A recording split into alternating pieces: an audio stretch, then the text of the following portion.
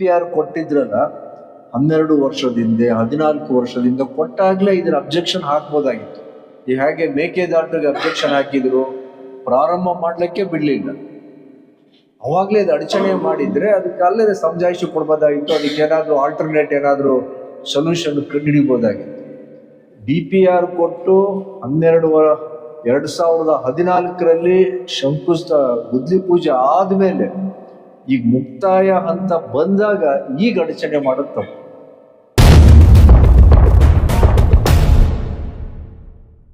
ಅದು ಕೇಂದ್ರ ಸರ್ಕಾರದ ಸಚಿವರು CR ಪಾಟೀಲ್ರ ನಾವು ನಮ್ಮ ನಿಯೋಗ ಹೋಗಿ 13ನೇ ತಾರೀಕು ಡಿಸೆಂಬರ್ ಭೇಟಿ ಮಾಡಿ ಅವ್ರಿಗೆ ನಮ್ಮ ಮನವಿ ಕೊಟ್ಟ ಮೇಲೆ ಅವ್ರಿಗೆ ಅಧಿಕಾರಿಗಳ ಬರ್ಲಿಕ್ಕೆ ಕೇಳಿದ್ರು.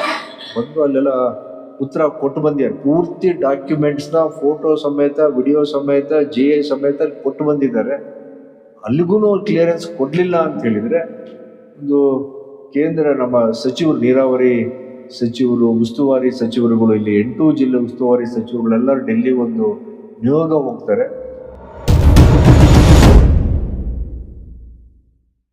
ನಮ್ಮ ಎಲ್ಲ ಪ್ರತಿ ತಾಲೂಕು 4 ತಾಲೂಕು ಏನೇನು ಉಪಯೋಗ ಆಗ್ತದೆ, ಆಮೇಲೆ ಹೇಮಾವತಿಯಿಂದ ಏನು ಅನುಕೂಲ ಆಗ್ತದೆ, ಆಮೇಲೆ ಅಪ್ಪರ್ ಭದ್ರಾ ಅದರಿಂದ ನಮ್ಗೇನಾದ್ರು ಅನುಕೂಲ ಆಗ್ತವ, ಕೇಂದ್ರ ಸರ್ಕಾರ ಅಪ್ಪರ್ ಭದ್ರಾ ಏನು ಪ್ರಾಮಿಸ್ ಮಾಡಿತ್ತು ಬಜೆಟ್ ಅಲ್ಲಿ ಅಧಿಕೃತವಾಗಿ ಏನು ನಿರ್ಮಲಾ ಸೀತಾರಾಮ್ ಮೇಡಮ್ ಅವರು ಏನು ಘೋಷಣೆ ಮಾಡಿದ್ರು ಓಪನ್ ಹೌಸ್ ಅಲ್ಲಿ, ಫ್ಲೋರ್ ಅಲ್ಲಿ, ಅದು ಎಷ್ಟು ದುಡ್ಡು ಒಂದು ನಯಾ ಪೈಸನೂ ಸಿಕ್ಕಿಲ್ಲ. ಇದು ಪೂರ್ತಿ ರಾಜ್ಯ ಸರ್ಕಾರದ ಈ ಪ್ರಾಜೆಕ್ಟ್ನ ಯಾಕೆ ಅಡಚಣೆ ಮಾಡ್ತಿದ್ದಾರೆ ಅಂತೇಳಿ ದಾಖಲೆನ ಅಲ್ಲೇನೆ ಬಿಡುಗಡೆ ಮಾಡಿದ್ರು.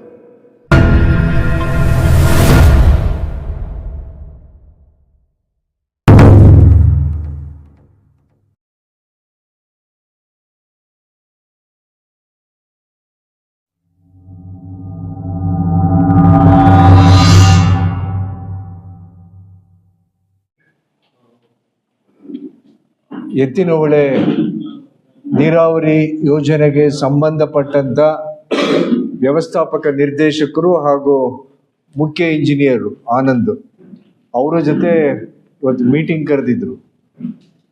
ಉಪಮುಖ್ಯಮಂತ್ರಿಗಳಾದ DK ಶಿವಕುಮಾರ್ ಅವರ PS ಶ್ರೀಧರ್ ಅವರು, ಹಾಗೇನೆ ಗೃಹ ಸಚಿವರ PS ಚನ್ನಬಸಪ್ಪ ಅವರು ಉಪಸ್ಥಿತರಿದ್ರು.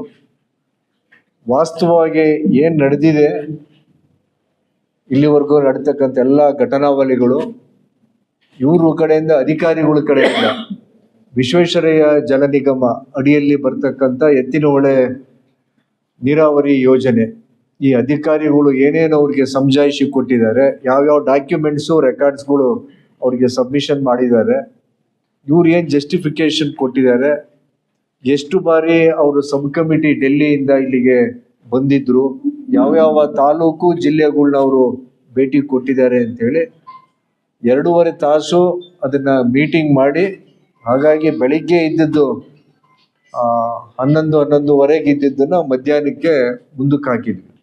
ಹಾಗಾಗಿ ನಿಮ್ಗೆಲ್ಲರಿಗೂ ಪತ್ರಕರ್ತರಿಗೆ ಮಾಹಿತಿಗಳನ್ನ ಕೊಟ್ಟಿದ್ದೀವಿ ನಾವು, ಪೇಪರ್ಸ್ಗಳನ್ನ ಅಲ್ಲಿ ಏನು ಇಲಾಖೆಯಲ್ಲಿ ಏನು ಕೊಟ್ಟರು ನಿಮ್ಗೆ ಅದನ್ನ ತಲುಪಿಸಿದೀವಿ. ಈಗ ಇದ್ರ ಮುಂದುವರೆದು 2014ರಲ್ಲಿ ಮಾನ್ಯ ಮುಖ್ಯಮಂತ್ರಿಗಳಾಗಿದ್ದಂಥ ಅವಾಗ ಶ್ರೀಯುತ ಸಿದ್ದರಾಮಯ್ಯ ಸಾಹೇಬರು ಇದಕ್ಕೆ ಶಂಕುಸ್ಥಾಪನೆ ಹಾಕಿದ್ರು. ಎತ್ತಿನಹೊಳೆ ನೀರಾವರಿ ಯೋಜನೆ ನಮ್ಗೆಲ್ರಿಗೂ ಒಂದು ಮಹತ್ವಾಕಾಂಕ್ಷೆ ಜಲ ಯೋಜನೆ. ಇದರಿಂದ 8 ಜಿಲ್ಲೆ ಜನತೆಗೆ ಕುಡಿಯೋದಕ್ಕೆ ನೀರು ಸಿಗ್ತದೆ.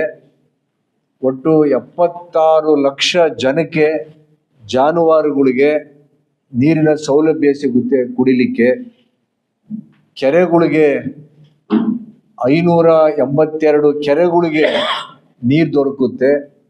ಹಾಗೇನೆ ಅಂತರ್ಜಲ ವೃದ್ಧಿ ಆಗುತ್ತೆ. 8 ಜಿಲ್ಲೆ ಎಲ್ಲೆಲ್ಲಿ ಚಾನಲ್ ಹೋಗ್ತದೆ, ಆಮೇಲೆ ಎಲ್ಲೆಲ್ಲಿ ಜಲಾಶಯಗಳು ಕಟ್ತಾ ಇದ್ದಾರೆ, ಒಟ್ಟು 3 ಪಾಯಿಂಟಲ್ಲಿ ಆ ಸುತ್ತಮುತ್ತ ಎಲ್ಲ ಕಡೆನೂ ಸಾವಿರಾರು ಎಕರೆ ಅಂತರ್ಜಲ ವೃದ್ಧಿ ಆಗುತ್ತೆ ಅಂತೇಳಿ ಈ ಸದುದ್ದೇಶದಿಂದ ಈ ಪ್ರಾಜೆಕ್ಟ್ನ ಪ್ರಾರಂಭ ಮಾಡಿದ್ದು 2014ರಲ್ಲಿ. ಈಗ 2025 ಮುಗಿತಾ ಬಂತು. ಈಗ 252 ಕಿಲೋಮೀಟರ್ ಉದ್ದದ ಈ ಕಾಲುವೆಯಲ್ಲಿ 208 ಕಿಲೋಮೀಟರ್ 90% ಕೆಲಸ ಮುಕ್ತಾಯ ಆಗಿದೆ, ಕಾಮಗಾರಿ ಮುಗಿದಿದೆ. ಈಗ ಕೇಂದ್ರ ಸರ್ಕಾರದ ಇಲಾಖೆಗಳು, ಅರಣ್ಯ ಇಲಾಖೆ ಹಾಗೂ ಪರಿಸರ ಇಲಾಖೆನವರು ಅಬ್ಜೆಕ್ಷನ್ಸ್ಗಳನ್ನ ಕೆಲವು ರೈಸ್ ಮಾಡಿದ್ದಾರೆ. ಮೊದಲು 11 ಪ್ರಶ್ನೆ ಕೇಳಿದ್ರು, ಅದಾದ ನಂತರ ಮತ್ತೆ ಇವರು ಸಮಜಾಯಿಷಿ ಕೊಟ್ಟ ಮೇಲೆ ಇಲಾಖೆನವರು, ಚೀಫ್ ಇಂಜಿನಿಯರು ಹಾಗೂ ವ್ಯವಸ್ಥಾಪಕ ನಿರ್ದೇಶಕರು ಅದಕ್ಕೆ ಉತ್ತರಗಳು ಕರೆಕ್ಟ್ ಡಾಕ್ಯುಮೆಂಟ್ಸು, ಪೂರ್ತಿ ರೆಕಾರ್ಡ್ಸ್ಗಳು, ಫೋಟೋ ಸಮೇತ ಸಬ್ಮಿಷನ್ ಆದ್ಮೇಲೆ ಮತ್ತೆ 3 ಪ್ರಶ್ನೆಗಳು ಕಳಿಸಿದ್ರು. 2 ಬಾರಿ ಆ ಉಪಸಮಿತಿ ಕೇಂದ್ರ ಸರ್ಕಾರದಿಂದ ಇಲ್ಲಿಗೆ ಬಂದ್ರು. ಹೇಗೆ ಅವರು ಸಮೀಕ್ಷೆ ಮಾಡಿದ್ದಾರೆ ಅಂತ ಹೇಳಿದ್ರೆ, ಒಂದೇ ದಿವಸದಲ್ಲಿ 8 ಜಿಲ್ಲೆ ಪ್ರವಾಸ ಮಾಡಕ್ ಸಾಧ್ಯವಾ ಅಂತೇಳಿ ತಾವು ಒಂಚೂರು ಊಹೆ ಮಾಡ್ಕೋಬಹುದು. ಅದನ್ನ ಪೂರ್ತಿ ಚಾನಲ್ ಎಲ್ಲೆಲ್ಲಿ ಹೋಗ್ತದೆ, ಜಲಾಶಯ ಎಲ್ಲಿ ಪ್ರಾರಂಭ ಆಗುತ್ತೆ, ಎಲ್ಲಿ ಮುಕ್ತಾಯ ಆಗ್ತದೆ. ಹಾಸನ ಚಿಕ್ಕಮಗಳೂರಿಂದ ಪ್ರಾರಂಭ ಆಗಿ ತುಮಕೂರು, ಬೆಂಗಳೂರು ಗ್ರಾಮಾಂತರ, ರಾಮನಗರ, ಚಿಕ್ಕಬಳ್ಳಾಪುರ, ಕೋಲಾರ ಇಷ್ಟು ಭಾಗದ ಜನತೆಗೆ ಅನುಕೂಲ ಆಗುತ್ತೆ ಅಂತೇಳಿ ಈ ಮಹದುದ್ದೇಶದಿಂದ ಇದರ ಕಾರ್ಯಕ್ರಮನ ಪ್ರಾರಂಭ ಮಾಡಿದ್ದು. ಇದಕ್ಕೆ ಅವರು ಯಾವ ಯೋಚನೆ ಹಿಡ್ಕೊಂಡು ಇದಕ್ಕೆ ಅಡಚಣೆಗಳು ಮಾಡ್ತಿದ್ದಾರೆ, ಅದ್ರ ಹಿಂದಿನ ಉದ್ದೇಶ ಏನು ಅಂತ ನಿಜವಾಗ್ಲೂ ನಮ್ಗೆ ಇಲ್ಲಿ ತನಕ ಗೊತ್ತಾಗಿಲ್ಲ.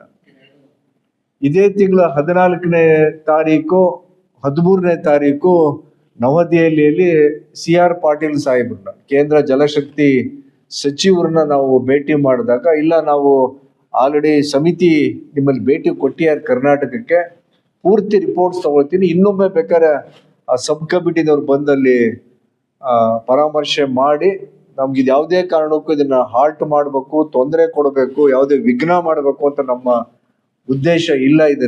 ಇದು ಜನಗಳಿಗೆ, ರೈತಾಪಿ ವರ್ಗಕ್ಕೆ ಅನುಕೂಲ ಆಗುವಂಥದ್ದು, ಅನ್ನದಾತರಿಗೆ ಇದರಿಂದ ಸರ್ವಕಾಲಕ್ಕೂ ಉಪಯೋಗ ಆಗುವಂತ ಯೋಜನೆ. ಇದನ್ನ ಯಾವುದೇ ಕಾರಣಕ್ಕೂ ನಾವು ತಡೆ ಹಾಕಲ್ಲ ಅಂತಲೂ ಅವರು ಹೇಳಿದ್ರು. ಅದನ್ನ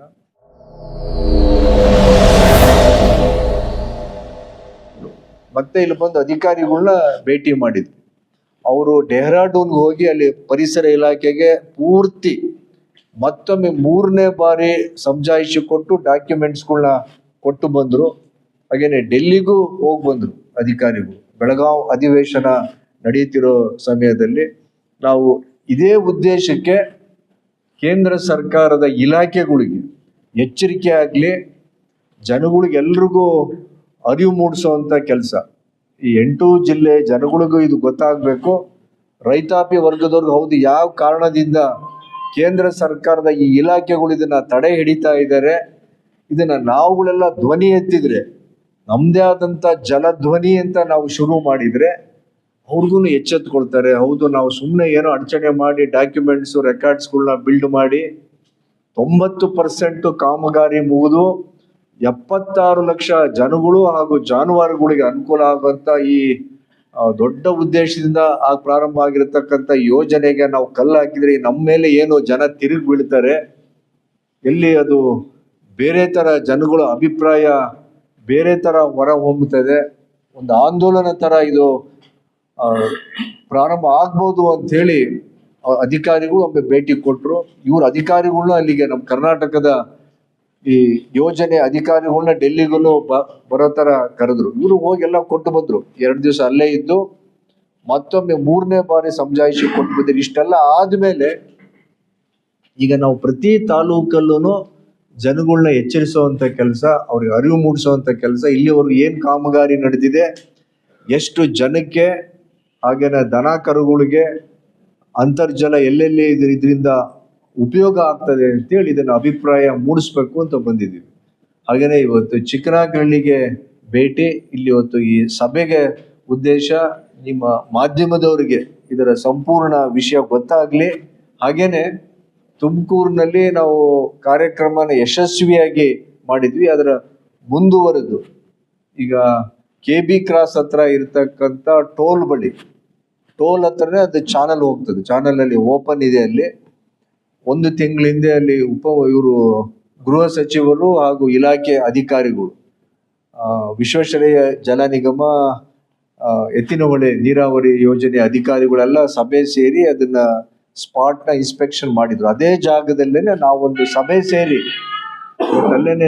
ಸೇರಿ ಒಂದು ಕಾರ್ಯಕ್ರಮನ ಮಾಡಬೇಕು ಅಂತ ಇದೀವಿ. ಅವತ್ತು ಜನಗಳು ಸೇರ್ತಾರಲ್ಲಿ, ಅವ್ರಿಗೆ ಇದು ಪೂರ್ತಿ ವಿಷಯ ಮನದಟ್ಟು ಮಾಡಿ ಇದು ನಿಮ್ ಗಮನಕ್ಕೆ ಇರ್ಲಿ, ನೀವುಗಳು ಇದನ್ನ ಒಬ್ರಿಂದ ಒಬ್ರಿಗೆ ಸುದ್ದಿ ರವಾನೆ ಆದ್ರೆ ಇಲಾಖೆನವರು ಎಚ್ಚೆತ್ತುಕೊಳ್ತಾರೆ. ಇದು ಜನಗಳದು ದೊಡ್ಡ ಆಂದೋಲನ ತರನೇ ಇದು ಪ್ರಾರಂಭ ಆಗ್ತಿದೆ, ನಾವ್ ಏನೇ ಕಲ್ಲು ಹಾಕಕ್ ಹೋದ್ರೆ ವಿಘ್ನ ಉಂಟು ಮಾಡಿದ್ರೆ ಇದು ಬೇರೆ ತರ ರಿವರ್ಸ್ ಆಗ್ತದೆ ಅಂತ ಅವರು ಎಚ್ಚೆತ್ಕೊಂಡು ಈ ಪ್ರಾಜೆಕ್ಟ್ಗೆ ನಮ್ಗೆ ಅನುಮತಿ ಕೊಡ್ಲಿ ಅಂತ ಹೇಳಿ ಈ ಉದ್ದೇಶದಿಂದ ತಾವುಗಳೆಲ್ಲರೂ ಇದೇ ಭಾನುವಾರ 4ನೇ ತಾರೀಕು ಬೆಳಿಗ್ಗೆ 10 ಗಂಟೆಗೆ KB ಕ್ರಾಸ್ ಹತ್ರ ಇರತಕ್ಕಂಥ ಟೋಲ್ ಹತ್ರ ಅಲ್ಲಿ ಚಾನಲ್ ಇದೆ, ಅಲ್ಲಿ ಕಾಲುವೆ ನಾಲೆ, ಆ ನಾಲೆ ಬಳಿ ತಾವುಗಳೆಲ್ಲರೂ ಆಗಮಿಸ್ಬೇಕು. ಒಂದೇ ತಾಸು ಬೆಳಿಗ್ಗೆ 10 ಗಂಟೆಯಿಂದ 11 ಗಂಟೆ ಸಭೆ ಇರುತ್ತೆ. ಇದ್ರ ಬಗ್ಗೆ ಪೂರ್ತಿ ಮಾಹಿತಿ ಇರೋಂಥವ್ರು ಇದ್ರ ಬಗ್ಗೆ ಮಾತಾಡ್ತಾರೆ, ಒಂದು 4-5 ಜನ ಮಾತಾಡ್ತಾರೆ. ತಾವುಗಳೆಲ್ಲರೂ ವಿಷಯಗಳನ್ನ ತಿಳ್ಕೊಬೋದು. ಅಲ್ಲಿ ಏನೇನು ಘಟನಾವಣೆಗಳು ನಡೆದಿದ್ದಾವೆ, ಮುಂದೆ ಇದಕ್ಕೇನಾದ್ರೂ ಅಡಚಣೆ ಆದ್ರೆ ನಾವು ಏನ್ ಮಾಡ್ಬೋದು ಅಂತೇಳಿ ಚರ್ಚೆ ಮಾಡಬೇಕು ಅಂತೇಳಿ ಆ ಅಭಿಪ್ರಾಯದಿಂದ ಇಲ್ಲಿಗೆ ಬಂದಿದ್ದೀವಿ.